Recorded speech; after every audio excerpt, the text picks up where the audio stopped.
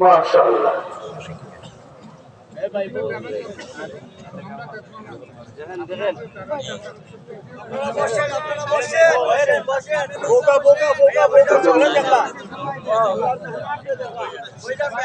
আসসালামু আলাইকুম।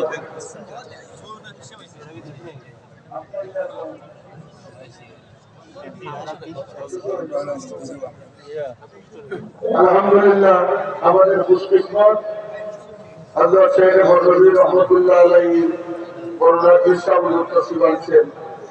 কত আছে জানবো, কিন্তু আমরা তো এরকম বুঝে পাওয়া আমাদের জন্য ভাগ্যের ব্যাপার কিনা করে বলেন।